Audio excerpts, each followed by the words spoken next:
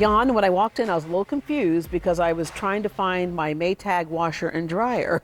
Sears looks a little bit different.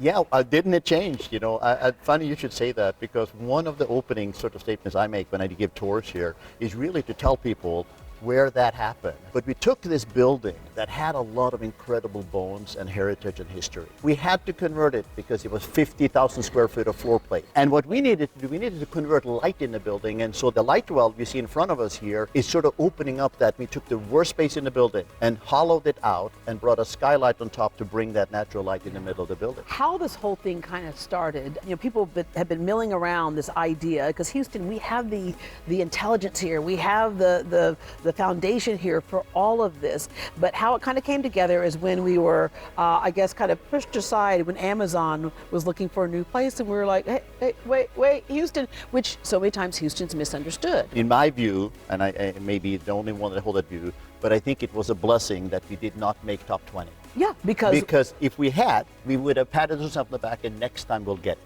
And by not making it, the forces in the city rallied. And so the mayor, the Great Houston Partnership, Rice University, and other leaders in the city got together and said, well, we thought about this land here in Midtown as part of the Amazon HQ2 plot, but we don't need Amazon to build it. We can come together and build this for ourselves and build it better. All right, let's talk about ION. What is the foundation of why this was started? So the vision was always towards, you know, creating an entrepreneurship and celebrating, you know, success in Houston. So Houston's challenge, while we have an incredible sprawl, is that we also need density. And Yeah, explain that to us. When you Oh, say, no. Okay, yeah. so when I say density here, it's like, if we are basically creating a lot of places in Houston where a lot of people sort of meet and they have success, but then there's no collisions. I need to collide with people that are like-minded, that have ideas, so that I can form and shape my startup. So it's creating that high density of entrepreneurs and tech talent and all of that then drive those collisions.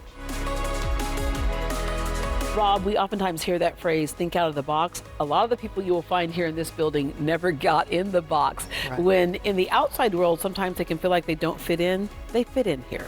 There's so much talent in the city of Houston, and that's one thing that Microsoft has seen, and Microsoft wants to engage with and empower that talent. Just yesterday, I was downstairs at the IONS prototyping lab, and we had about 60 students in here from the G-Unity Business Lab program. And it's a program where these students are learning to become entrepreneurs. These are high school students from Kashmir, Wheatley, and Worthing high schools, and they're learning to come up with their own business plan and to pitch that business plan at the end of the program. Connect the dots between what happens with that program spills out and impacts all of us in terms of improving the quality of life of our city. Yeah, so, I mean, you could think of it as a spectrum from high school students to college students to beyond college, when people are coming up with their own And company people who ideas. may never go to college. Or people who don't go to college. And there are organizations like DivInc, which is a startup accelerator here at the ION, and they're focused on underrepresented startup founders. Did you know only 3% of venture capital money is going to women-led tech startups? And it's even worse for people of color. And so a place like DivInc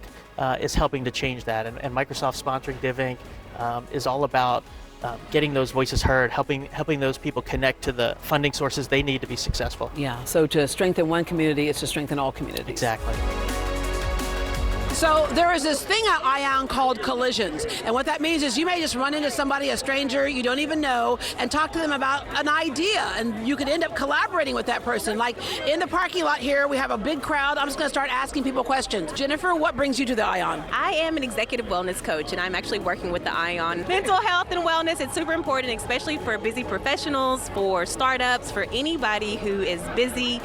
They need to balance their mental health, their nutrition, because without your health, you don't have the business, you don't have anything. Can I get a hug? Of course you can. That's part of mental health. Hi there, what's your name? Loretta Williams-Gurnell. Loretta, what do you all do here at ION? So we are the incubator for putting more women and girls in underserved communities in STEM. And so it's our goal to partner with the ION to make sure the voice is there, the finances are there, and the certification programs are there, because every student is not going to go to college, but every student should have access.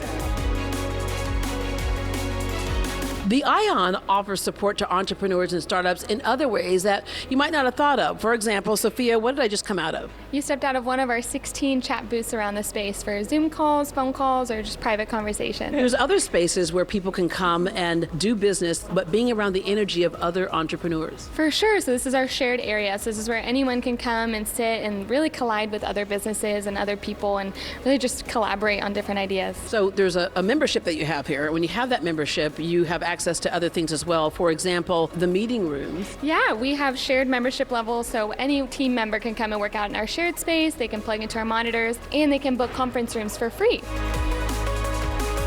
You started something called Cup of Joey, and it's got a great twist of words there. Absolutely. So Cup of Joey is a Friday happy hour for innovative ideas, 8:30 a.m. to 10:30 a.m. every Friday. Tell me what happens with the Cup of Joey. So we bring innovators, entrepreneurs, investors all together, and that's the collisions you keep on hearing about today. Those connections are the key to innovations. Oftentimes people think that this is something that's not accessible to them because it's like, do you have your PhD from, or did you go to MIT?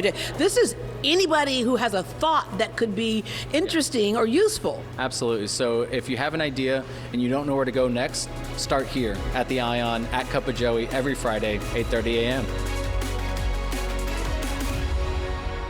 The ION offers tours to further explain what happens there. For more information, visit ionhouston.com.